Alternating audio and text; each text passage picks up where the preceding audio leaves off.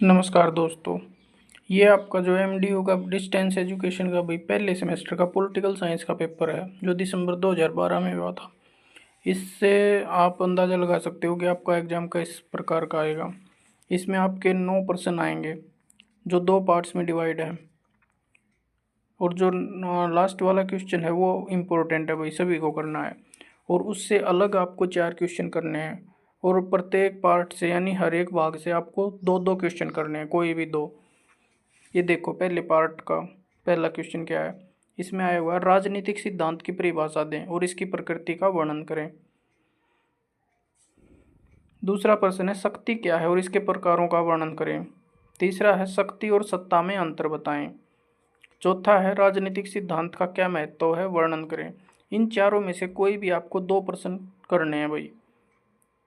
इसके बाद आपका आता है पार्ट बी। पार्ट बी में आपका आता है क्वेश्चन 5वें नंबर का सकारात्मक स्वतंत्रता क्या होती है उसका वर्णन करना है आपको।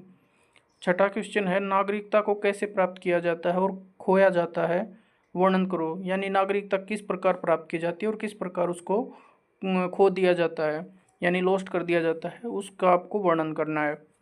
सातवां क्वेश्चन है समानता की परिभाषा दें। समानता क्या है और इसके प्रकारों का वर्णन करें।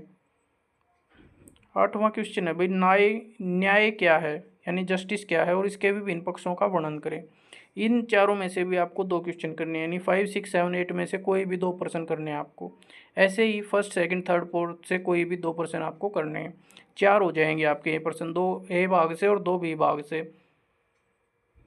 और जो ये आपका 9वां क्वेश्चन है ये आपका इम्पोर्टेंट है, सभी को करना है, कंपलसरी है। इसमें आपको ये प्रश्न करने हैं भाई, छोटे क्वेश्चन। ये 8 क्वेश्चन मिलेंगे आपको और ये क्या है 2-2 नंबर के हैं ये आपके।